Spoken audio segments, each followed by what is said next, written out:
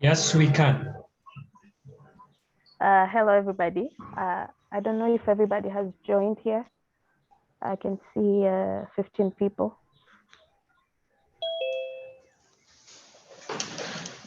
They will come, don't worry. Okay, should we start right away or we can give them some few minutes? Let's start, they'll find us on the way. Okay. Good morning, everybody.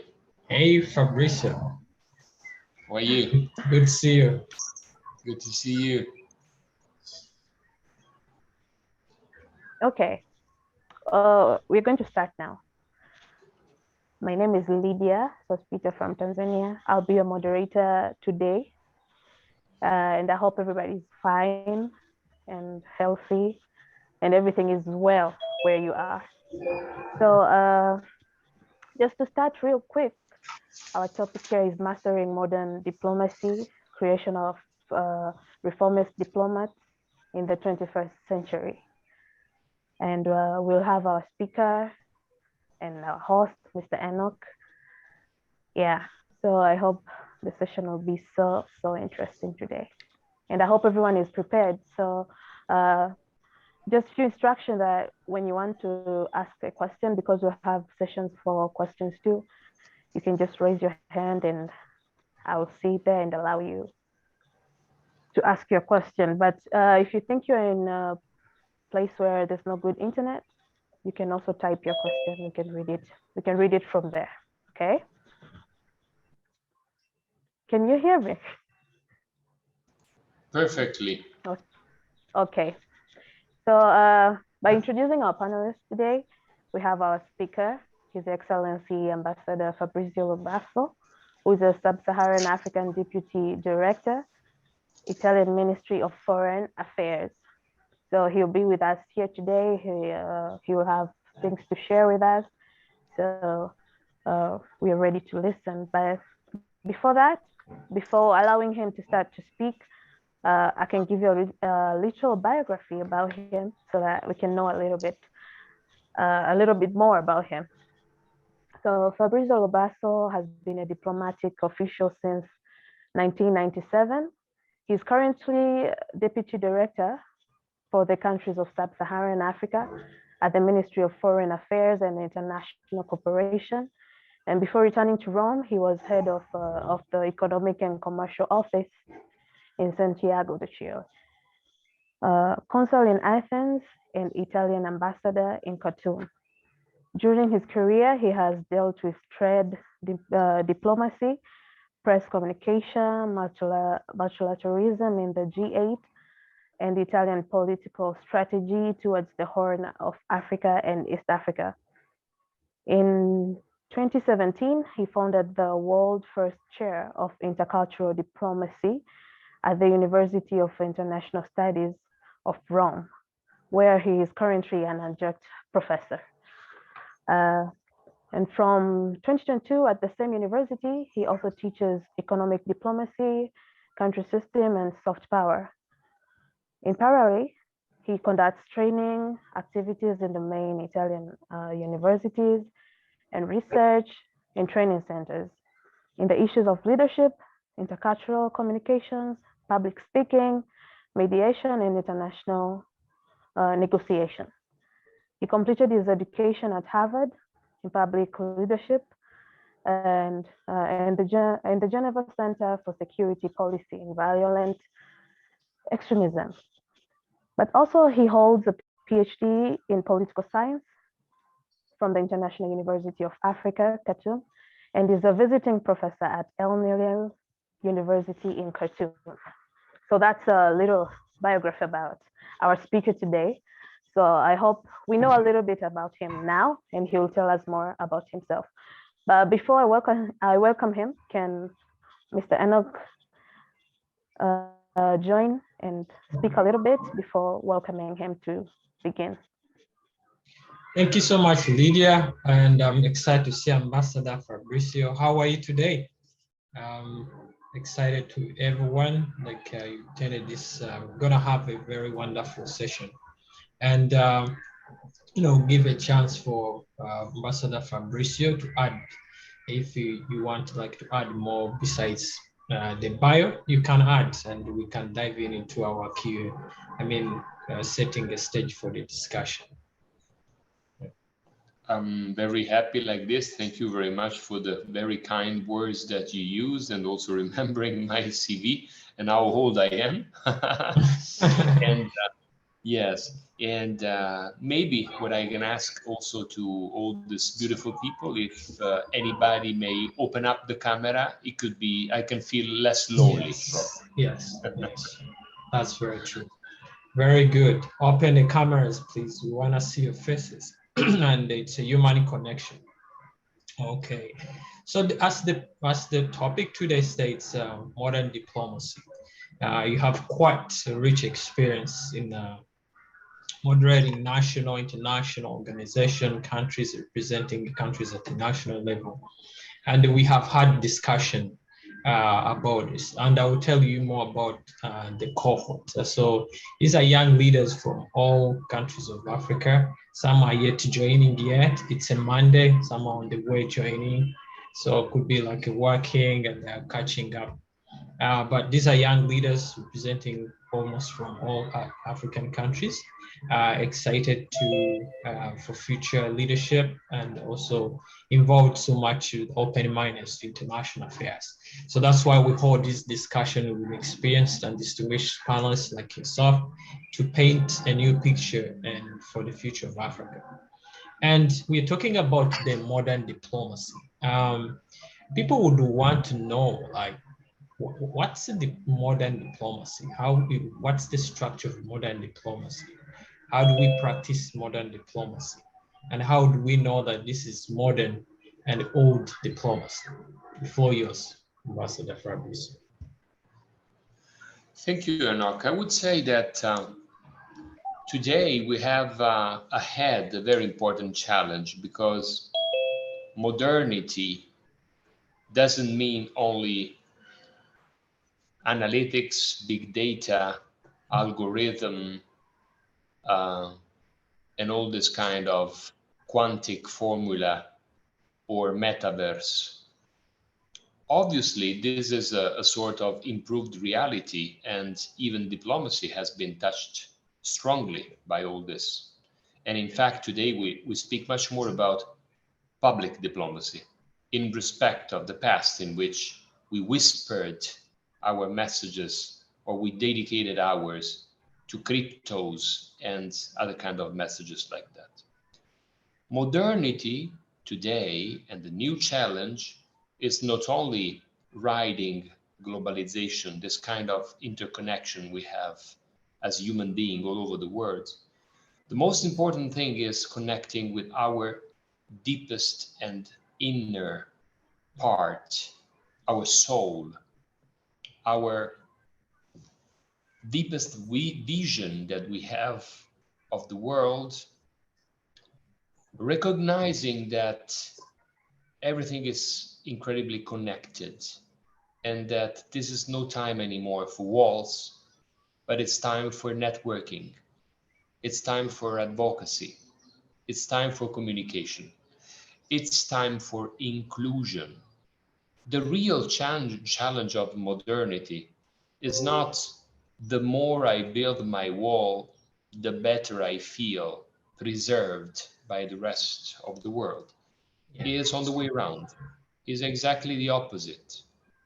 The opposite is that the more I dig into myself, to the search of the real self, to the real aspiration, to the real vision, the more modern I become, because only through this clarity inside, I can make clarity outside in this incredible tempest of data, of details, of contacts, of documents.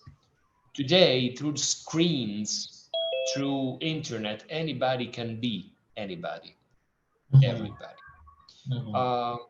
You can be a journalist by the deepest island of Philippines, and even if you are 16 years old and no experience at all, You can read an article in your language. You can use Google Translator in Albanian, and then you can put it on a blog into another country where it's possible to understand. And for that, I can call myself a journalist. So even diplomacy has to change because we have new actors. A lot of people calls about hybrid diplomacy, which is the mix between the institutional and non-institutional part. But again, the real challenge of a modern, of the future diplomat is to dig inside and to go beyond the surface, beyond fake friendships, fake relationships.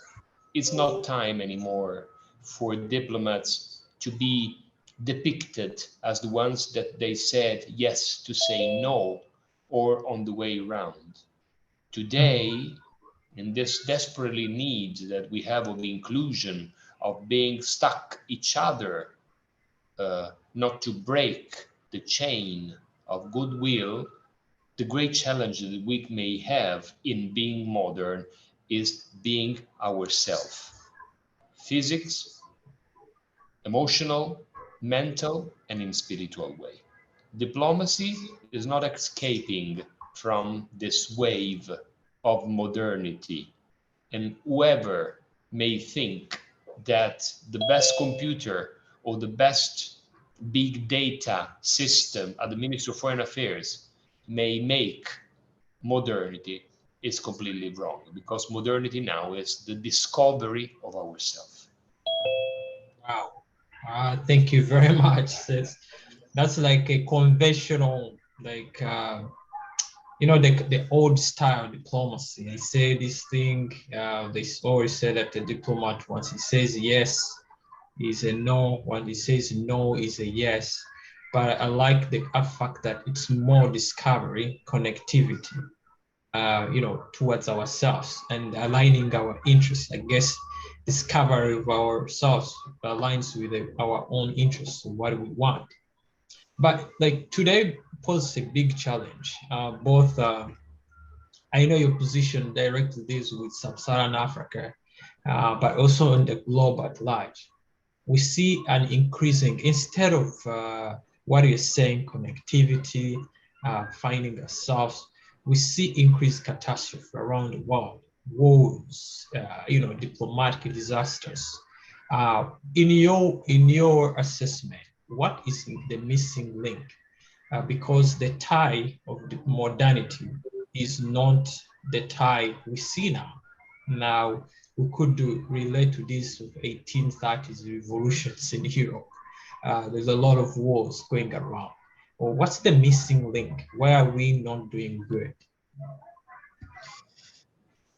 Thank you, Enoch. I was just reflecting about the issue 2 days ago because we were in Berlin for a very important round table about the new values of a renewed partnership between EU and AU, EU and Africa.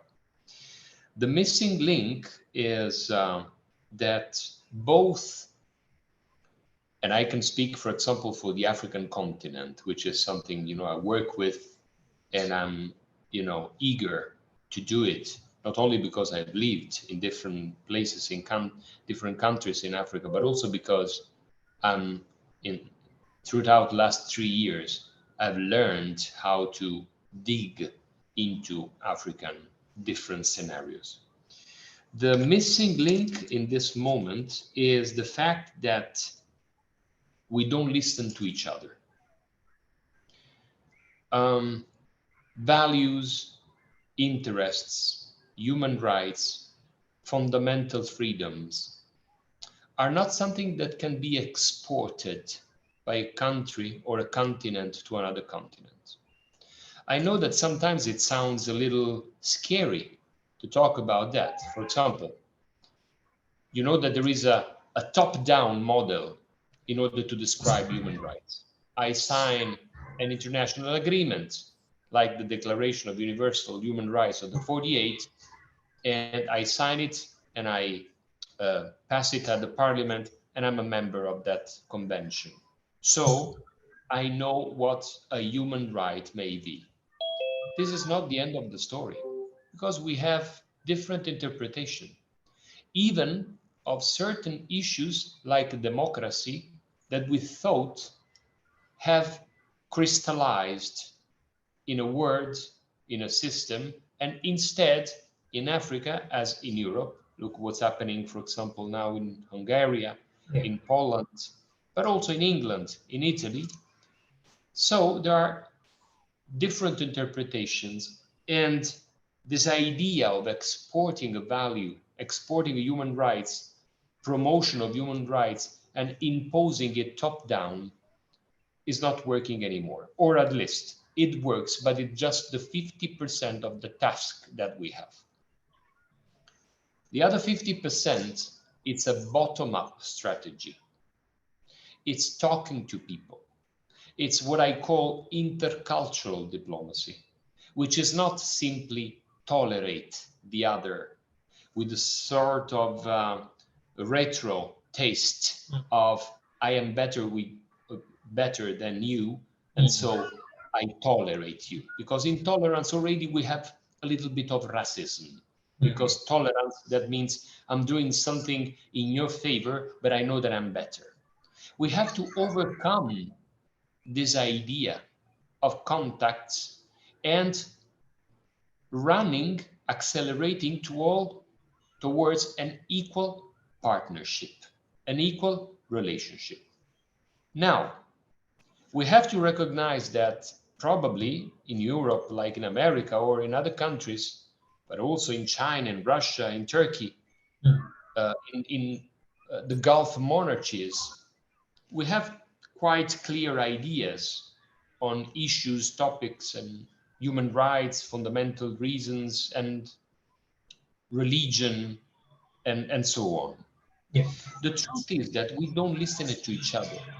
And so whenever we go to Africa, for example, we discover, just an example like EU, to be the first investor, the first donor, the first in all, everything, and still having the sensation to be considered just a cow to milk. Which is, on the one hand, it can be also true, but there is much more. There is much more in this. And probably it comes from the idea that we may maintain an idea of Africa that is still crystallized in probably after decolonization, but also from the part of the African continent, as somebody says, it should be very important to make inconvenient the African conveniences that still lay on the fact of being beneficiaries of something. It's still very important to have this relationship, giver and taker. But Africa is calling out to something more, equal partnership, transfer of technology. That doesn't mean I give you the package and you use it. We put ourselves, the package on the ground, and we create it together. Look what happened, for example, with the trip waivers concerning the pandemic. And the fact that it was very, very difficult in the continent, in the Africa continent, to have some countries ready to produce vaccines. Like then, I think it's happening now in Rwanda, if I well understood. Yeah. But it's really tiny and small examples. The idea is that we have to help each other to get out from this incredible mirror of slavery in which we see crystallized our identity of former colonizer, former slavists, former exploiters, but also former decolonized, former slaves, former. It's a work that we have to do together, hand in hand, through all the occasion possible. And that's why I was very happy to participate also to your initiative, because the key is youngsters. The key is all these people, billions of people coming from Africa, that probably they don't feel anymore this necessity to dig into the colonial past, or they don't have anymore this kind of sensation of saying, okay, you are from the West, so I remember that you made me a very bad things in the past.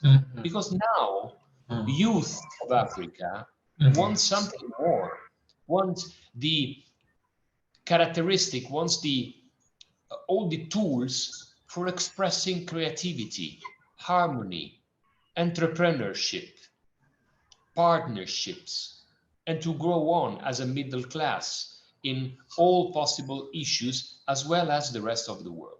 So the fastest we abandon this idea of the old paradigm of giver and taker or exported solution because we know what you need, or I don't know what I need, so I accept what you give me, because it's an equal mistake that we do.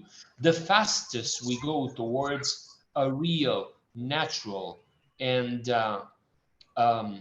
harmonic, equal partnership, the better we may construct, we may build this missing link that today is not making accelerate the relationship between Europe and Africa, Italy and Africa.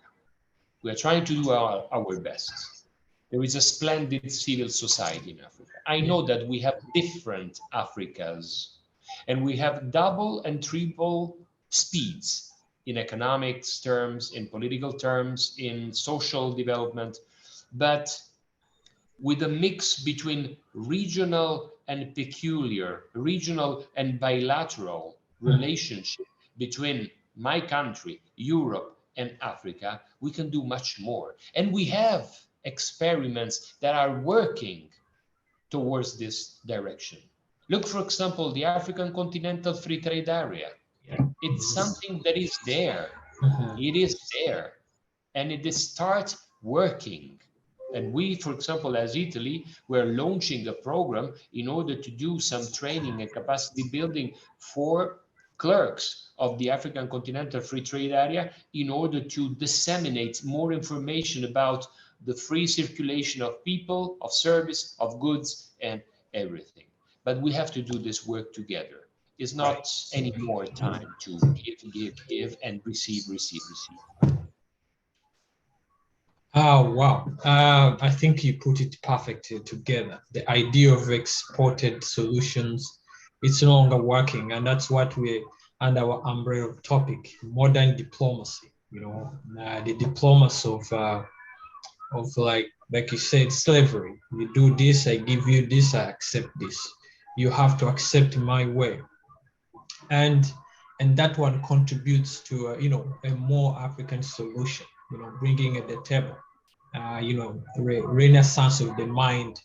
Also, like you said, there's a notion of give, but also there's also a notion, I accept anything, there's also that syndrome, I accept anything. So it looks in like Africa, yes, in Africa, you have fantastic examples of something that it's not even possible to do in countries like Scandinavians or in Germany or something like that. I can tell you that in the area of Uganda, Rwanda, Burundi, you can be a lawyer in 3 hours, passing through Uganda to Burundi and Rwanda without any much of bureaucracy or something like that, because you have fastened your laws, your framework and juridical frameworks.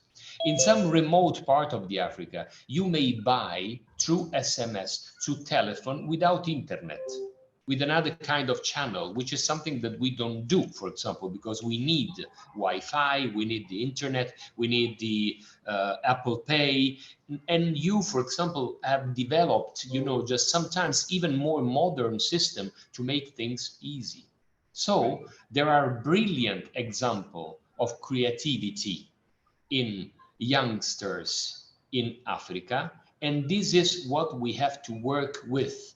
This is where foundation, associations, NGOs, but especially the state and the institution may insist in order to have new formulas, new creative solutions, new partnership based on an equal position, because otherwise it will not work anymore. Thank you very much. I like that. And so how is the missing link? Because now we discuss from, modern public diplomacy, how is that missing link escalate the issues of strategic security? And strategic security stems from state, human, how does it, escalate or contribute to security challenges in Africa? And how can we provide an antidote for that and to create a more diplomatic leaders who stand up for that. Yeah. Enoch, we have to work on primary needs. I'm very positive, or maybe I'm too idealistic, but I think that 90% of violence, hate crimes, hate speech, and all that kind of act of violence, they come not from an intellectual, well-structured theory against security or on the chaos or some kind of secret book. They come from unsatisfaction. They come from sorrow, from pain, from lack of resources, from fight of resources. The more we help creating a well-being, intercommunitarian, intracommunitarian, interethnic, interclanic, intercultural links in which everybody may be something, may respect its own portion of identity, its own portion of dignity, the more we give this ground with well-being, which is there for the taking, and this we have to help each other, the more we will see disappearing the missing link. And we will see emerging a more tolerant society in which radicalism will be unmasked for what it is in the 90% of situations, which is simple organized criminality. Not only ideologic. Obviously, we may have ideology and any kind of religious ideology that may veil this acts of violence. But the truth is that behind, people feel that their need, their identities, their dignity has not been satisfied. And the state is missing. And when the state is missing, somebody will take the place. So somebody will fulfill the whole. Somebody will give you services, will give you money, will tell you you will pay less taxes than what the state may do.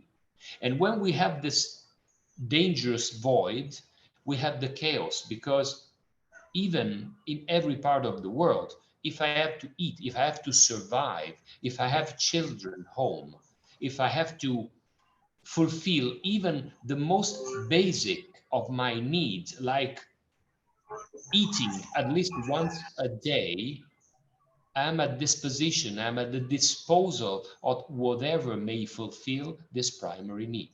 So the fact is that young generation, not only in Africa, but in every part of the world, should also learn how to accelerate on the idea of institutional building, on the idea of state building, not state like a framework of laws, of bureaucracy and corruption. The state as an arbiter, as a presence that stay there in order to balance this lack of equal opportunities for everybody. and helping vulnerable people when they become vulnerable. Unfortunately, in a lot of, probably in the majority of countries in the world, not only in Africa, I'm talking about Europe, I'm talking about countries, even in Italy, imagine Sicily, imagine Campania, imagine, some important regions, but also we can see in Lombardia, in Milan, something like that. When the state presents himself as too heavy, too much tax collector, too depriving people from their dignity of having worked, of having done all their life their duty, and then not seeing their instinct and their need and their fear fulfilled by security. Obviously, in that case, you will find chaos. Yeah. You will find chaos. And in Africa, unfortunately, this lack of state is very strong in some countries, and you may see in the Sahelian region, in the Horn of Africa, in the Great Lakes, and in a lot of places where, unfortunately, given also the immense ground and the immense territory that you have, unfortunately, somebody is taking the place of the state that is missing. That's why we have to help in this direction. Thank you very much. And that brings me to my next question, perhaps my last, and open it to the audience. Yes. So you mentioned the role of young people. Now, how should we strategically position young leaders, African leaders, to navigate all those challenges? What key skills, what key mindset, what key tools should we be equipped, to overcome such challenges, either diplomatically, socially, economically, or politically? I will give you 7 tools, so you may use it probably also according to your own interpretation about that. Yeah. First of all, let's get inspiration. Let's be inspired not only by our ambition, but from our aspiration. There is a big difference. Ambition is selfishness, most of all. Aspiration is goodwill, is a will of good for the maximum number of people around. So, inspiration. Second, inclusion. Nobody must stay behind. Nobody must be left behind. Whenever you have the occasion to do something, repeat to yourself, I care. I care. Even if we don't do things, even only listening, we don't listen to each other anymore. Instead, you have to repeat yourself, as I do every moment of my day, I care. And I don't want to shrug off from my shoulders a problem because it's not mine, because we are completely interconnected. And sooner or later, what is happening to my neighbor may happen to me, not because of faith, not because of the destiny, but because we live into an interconnected world. So inclusion is another important key. 3, let's learn how to communicate. As the Zoroastrians used to say, good thoughts, good words, good deeds. We have to communicate well. We have to learn to think. We are not good in thinking anymore. Our thinking is fussy, is chaotic. We have lost the idea of simple and pure thought going like an arrow into a one direction. So let's relearn how to think, and let's use good words. Let's use gentle and kind communication, because this is energy. The fact that I use some kind of bad words is not something that then it will be lost in the air. It remains.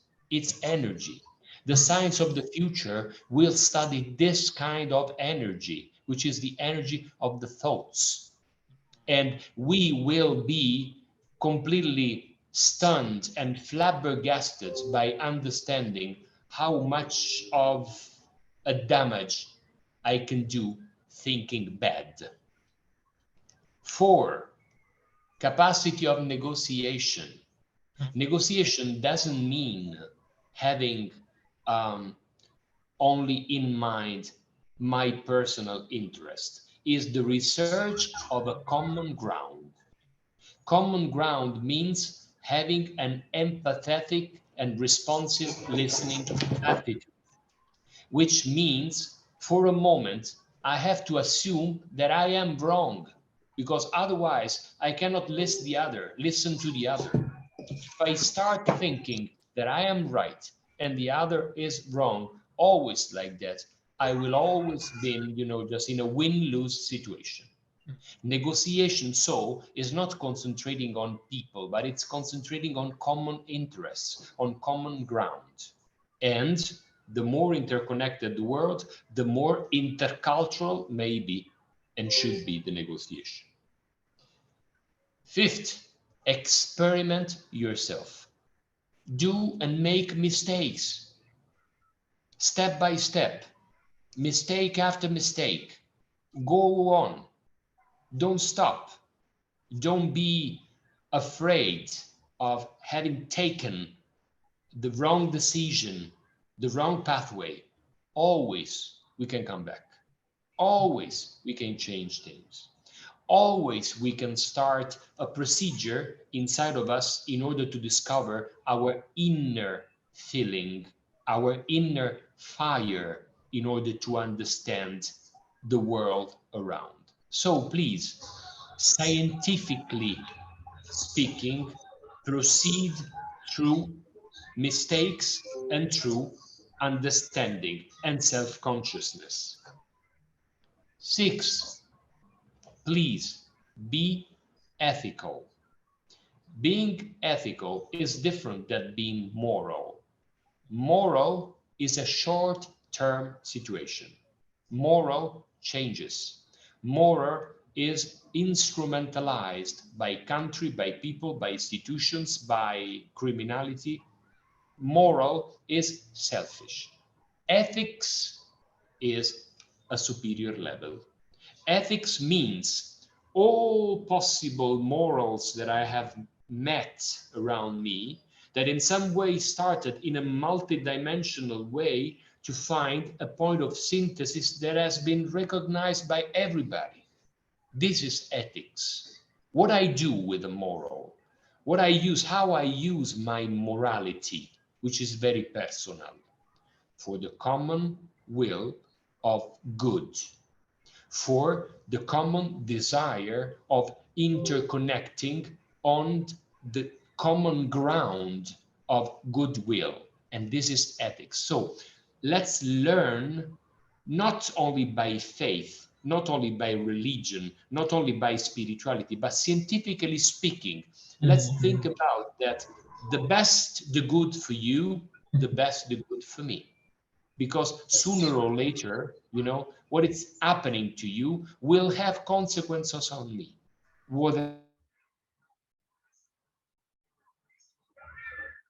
So the more I goodwill.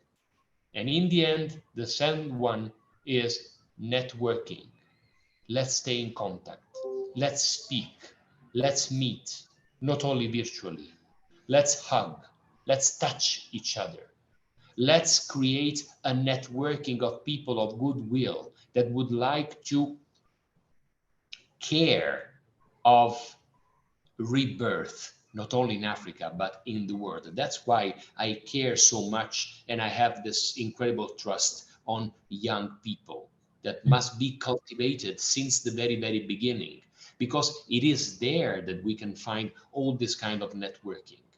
This is no time for single heroes. This is no time for single combatants that stay there like a single Heracles or heroes that can do all the situation, that they can solve all the problem all alone. We need each other strongly. And for doing that, we have to stay in a situation of the networking. And networking today, it's easier than before. So let's create, let's talk about it. Let's talk about our sentiments, our feelings, our desire, our aspiration, whatever the occasion of staying all together into international dimensions. Let's do it, because the more we talk, the more we understand. The more we teach, the more we learn. The more we listen, the more we get self-consciousness of what we have. This is my humble experience of 25 years of diplomacy and many more as a human being. But I would say that at least the 7 tools are needed in order to be the leader of the future. Wow. Those are like, I can't add anything. Those are magic concepts, like networking, communication. You brought like, I like your differentiation of morality versus ethical, because like you said, even drug cartels have their morals. They not be the good ones. So they are selfish. So I think those who have had really. Now I'll open it. I'll hand back the mic to Lydia to lead us in the Q&A. Thank you very much for this moment. It's an eye-opening. Yeah. Okay. Thanks a lot, His Excellency, for the good explanation of everything we needed here. I think even if there are questions, there'll be very few. I think he explained everything really well. And one thing I took from him is the power of networking, because networking can take you, it can open doors for you that even your education couldn't open. So I think everyone has got something. And directly, we can go to the Q&A session. So if your network isn't good, because some are writing here saying that their network isn't good, you can just type your question and we can read it. And if you have a question, you can just raise your hand and I will allow you to ask your question. So you're all welcome.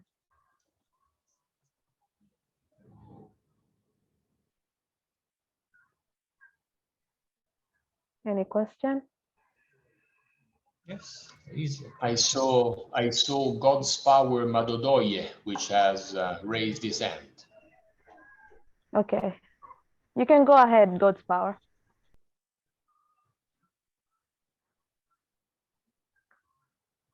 Madut Ayang Matiang is the second.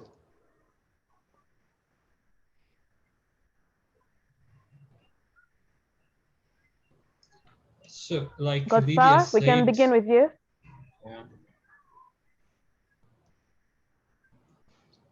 If you have a problem with the microphone, you can write it down. Yes, so for sure. God's Power says that he's not able to unmute his microphone. He can just ask the questions because everyone can unmute. Yeah, just type the question. God's Power. Yes. Okay. Modute. Yeah, thank you very much, Mr. Ambassador and the host for African Rebirth. I am actually really impressed by the presentation which you have made. So thank you very much for giving us this insightful knowledge for our future and Africa as a whole. My question is,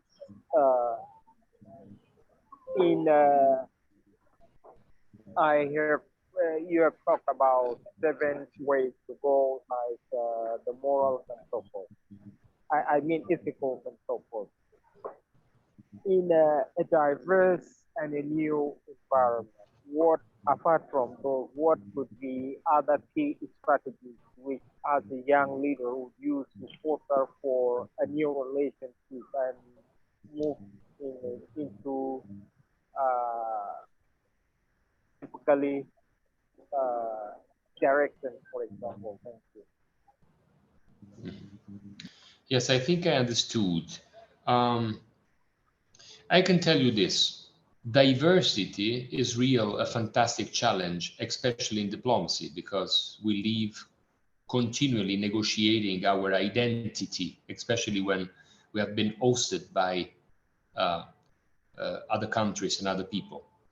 I can tell you that there is a fantastic word in English, in Italian and in English, which is exotropy. Exotropy means I love the diversity only for the fact that this is diverse from me. It's a sort of mirroring. The fact that you are different from me already restitutes me a sort of identity and my inner beauty for the fact that I am different. In different and diversity contexts where the otherness is the most important character, recognizing that diversity is an advantage and not a cause for building walls is the key to feel completely deep-rooted into the place where you're living. So another characteristic of a young leader for the future is recognizing the beauty of the difference in front of me, which is not something that I'm inventing now, because probably you know that the fantastic Indian word namaste means I salute the light in you. So by per se reasonment, you are a human being of light. And I recognize that notwithstanding your physical appearance, notwithstanding your different language, notwithstanding your difference in everything, you have light as I have. And I recognize this, and it's a gift for me because it gives me the occasion to mirror myself and to be a mirror for you. Exotropy in Italian is exotopia. Thank you very much, Your Excellency, for the nice response. Okay, we can listen to Awoke. You also raised Awoke, up your hand. Awoke already wrote on Awoke. the chat. Hello? Wrote, Do you hear me? yes. Yes, we can hear you. Thank you, Ambassador. Thank you. Personally, I have got a lot about diplomacy, especially the modern diplomacy area. So my question is that,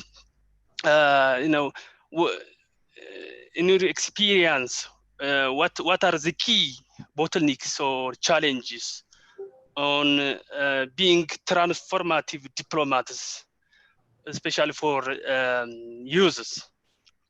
The other thing is that the big challenge in this era is that people think like independent mindset, or they have independent mindset. They don't want to develop interdependence mindset. That would be the big challenge in bringing a collective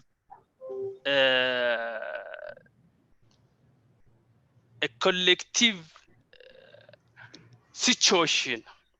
Or that the other thing is that what would be the role of organizations like Africa Union in developing transformative young diplomats? Yes. Thank you. Thank you, Awoke. First of all, I would tell you that I think I read some months ago a fantastic sentence that says that the world doesn't need the new discovering, but needs new combinations. So probably another key to modernity is not inventing something new, because probably we have digged a lot, but how to combine the things that we have invented and the elements that we have into a new atmosphere, a new scenario, in order to make the best use of them for the majority of people. So, how to share our knowledge, what to do with our knowledge better in order to benefit also the other. So this is the first point that I would feel to suggest, which is using imagination. The incredible root of a term imagination in Latin is in me mago agere, which means a magician works into myself. This is the real truth of imagination. So youth and imagination is like, I don't know, the best sandwich that I can think in my mind, you know? So creativity, imagination, and youth may transform the world. But with this kind of attitude, and I'm coming to your second point, in which you don't have to fight interdependence, because interdependence is already an immanent reality. We are completely interdependent. Look what's happening with the situation in Ukraine, and what's happening in Russia, and what's happening in Europe, and what's happening in Africa, and in China, and in South America. It's a situation we cannot stop. So whomever thinks that can be isolated from interdependence through some kind of personal or selfish decision is not only wrong, it's foolish, because it's going against a manifest and immanent reality. Imagination, creativity, interdependence. This is another key that I would suggest.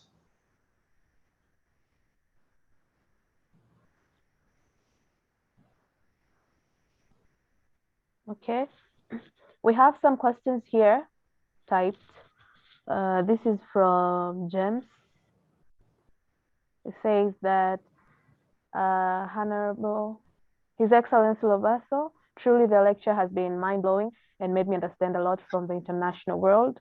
But I want to ask, what would be that one advice you can give to us as young people who have the dream to better our continent, countries, and world at large with leadership roles we are embarking on? Think with the scope of reaching and benefiting the majority of people. I know that it's difficult. We have first to fulfill our needs. Gisril. We have to fulfill our needs. We have to be freed about our fears, and I know. But there is a moment in which this pressure will lower down. And this is the moment for young people in order to start thinking great, thinking widely, thinking not only for your interest, but having in mind the entire evolution of the country, of the continent, of your people. Choose a cause, whatever, but enlarge your vision outside your home ground, your little garden. Think on what is the gift that you give to the community, and the larger the community, the best is your work.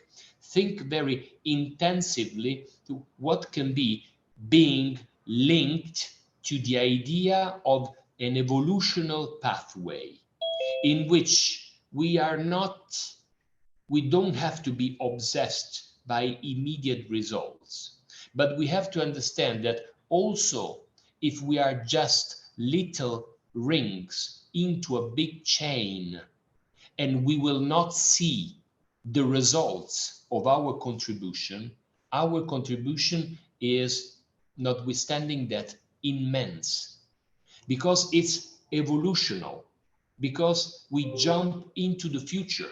So sometimes we may have luck to see our efforts in practical things and feel satisfied on having done a fantastic job. But the majority of time, this doesn't happen. So we have to be just pieces of a bigger machine that without the contribution of each and every of us doesn't work. Whenever we may enter into this infinity idea, evolutional infinity idea, we may feel part of the wall.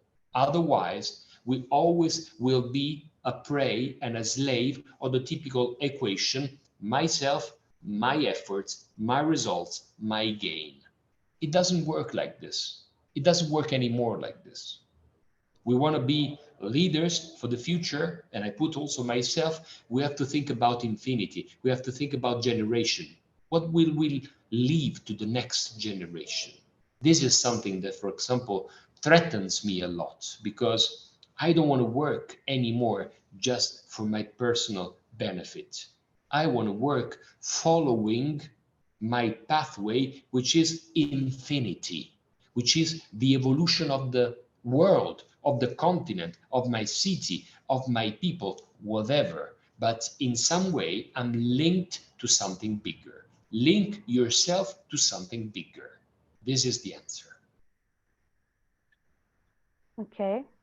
Another question here says, His Excellency Ambassador, what was your greatest challenge and unforgettable experience in your 25 years of diplomatic sojourn? Well, probably the best emotion in my life has been in 2019 in Sudan, where I participated with the other colleagues and the official mediators. I participated to this incredible change that the country underwent from December 2018 up to August 2019, with the fall of Bashir, the fight between the civil part of the society and the military corps, and the incredible, long-lasting negotiations, sometimes very dramatic, that led us to the agreements in August 2019. There, I saw a glimpse of African solutions to African problems. That's why I have to say that my heart bleeds because of what's happening now in Sudan. Because I can tell you that there was a fantastic honeymoon with all the rest of the community in the world, because Sudan had shown the whole world how it's possible to proceed all alone with the help of the international community through a Sudanese solution, a transitional government. Unfortunately, the process now is slowing down very dangerously, and I really, really hope for my friends in Sudan to regain momentum and to find peace, not only because the country deserves it, but because all the continent needs example like that. There are bright example on the fact that you don't need weapons from outside. You don't need strategists from outside, but you can do everything you want all alone, hand in hand with our people, with other people that is not better than you. It's just only a little bit further on the pathway, and it's waiting for you. This probably was one of the best moment of my life, and an emotion that I saw embodied something that I've always heard in my ears: African solution to African problems, African solution to African problems. I made it. I participated in it. I saw it that way, and you can repeat. If I saw it, if I lived it, I can repeat it, and it can be replicable in other parts of Africa. Okay, thank you, His Excellency. Another question says that what courses and certification can prepare a young Nigerian to becoming a career in diplomat? Well, obviously, I don't know exactly the norms and the rules for being a diplomat in Nigeria, but I can tell you for sure that I can give you a sort of advice that it's good for every person in every part of the world. You want to be a diplomat, even if you are still not, and you haven't still won a competition, an examination or something like that, be it since before. Act as if. Act as if you are a diplomat. Transform your interests. Change your readings. Change your friends. Don't lose time with people that has no soul and no fire for this international vision, global vision inside. Change your tastes in terms of what you see at the television, on what you post on the social. Be a diplomat before inside of you. Act as if you are a diplomat and see the shape and bodies slowly, and then give all yourself studying languages, international relations, international economics, international law, do experience, and persistence, persistence, persistence. I won my diplomatic examination at the 4th attempt after 4 years. I failed 3 times before. So I know what I mean.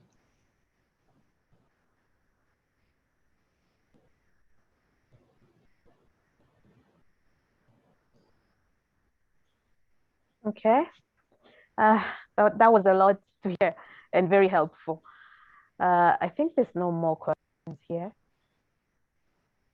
I can tell you also this. I can digit now. I don't see also any other I can person digit. Yes, having you have questions. His Excellency. Yes, no, Okay, I was you go on. telling that I'm digiting also my email, and even if we don't, I'm sorry, this was without the at. Even if we don't manage, just to answer back to everybody, just tonight, please take it, write it to me.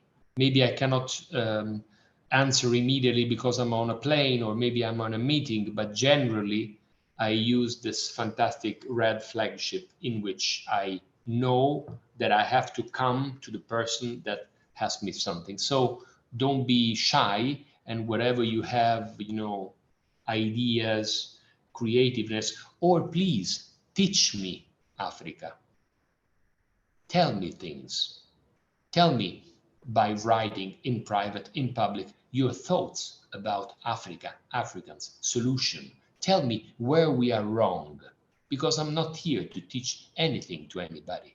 I'm here also to listen to your energy, because it's just listening young people all over the continent that I can understand how the relationship of the future with Africa may be embodied by institutions. So I desperately need your idea, your imagination, your creativeness, in order to understand your values and how you think on issues in which probably I have a different approach.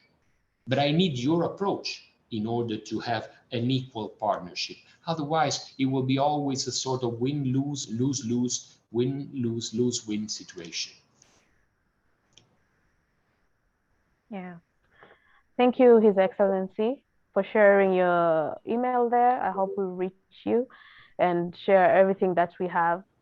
And also, Mr. Enoch, I would like to thank you a lot for being part of this session today. So I would like to welcome you and His Excellency, if you have anything to say, like giving thanks to the audience or anything, so as we wind up.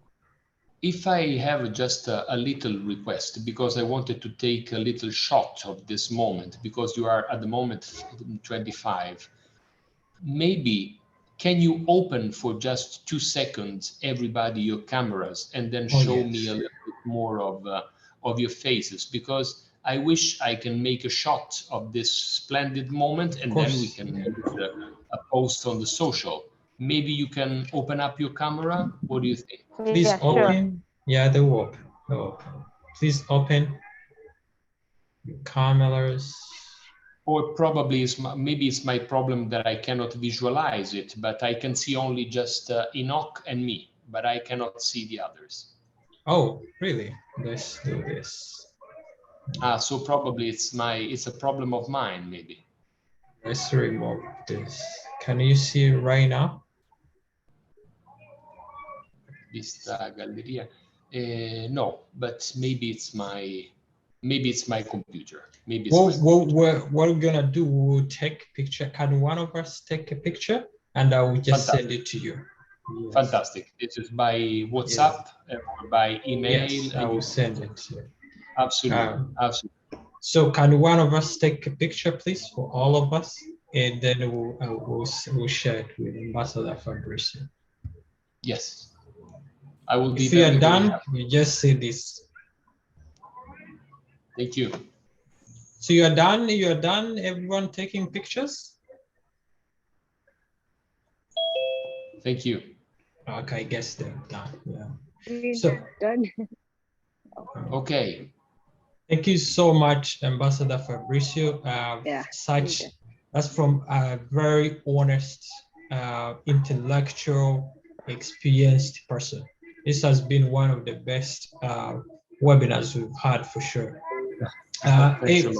If you can summarize, we usually give our guests to give magic words. Like if they can forget all things you have said, what the key important things is just in summary, what they should not forget. A little secret that I use every time I face a new challenge, a new situation, which I think is also the salt of life. Remember that in every moment you live, you have 3 steps: know, possess, and develop. Outside of you, but also yourself. So you may say, know yourself, possess yourself, develop yourself, but also know a situation, possess a situation, develop a situation. Remember that these 3 are inevitable.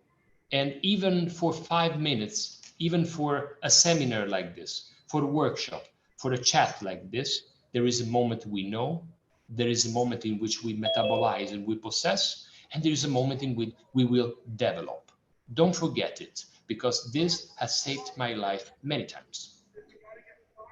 Wonderful, wonderful. Thank you very much. Thanks much, Lydia, for moderating the panel, and everyone for attending a participation. Let's keep the chat. We usually say the product of networking, and now I think Ambassador Fabrizio nailed it. Network, open-minded. Don't have a backyard vision. They have a world vision. You go beyond your country, Africa, and the world at large, because it looks the world has so many opportunities you can't even finish. So it's just about a twist in your mind that you can actualize the real power, the real progress, and the real rebirth we are looking for. And thank you very much. And Enoch, next time promise that we will do it in Toronto in person, eh? In Toronto in person. In Africa, going into Africa. Yeah. In Africa and in Toronto. Yeah, in Toronto. Absolutely, absolutely. So thank you very much, everyone. Thank you. It's our pleasure. Yeah. A pleasure. Okay. All the best to you. I think we have reached the end now. Yes. Yeah. But before I forget, Enoch, we wish you a happy birthday. Oh, thank you. Happy birthday, Enoch. Happy birthday. Thank you very much. Thank you.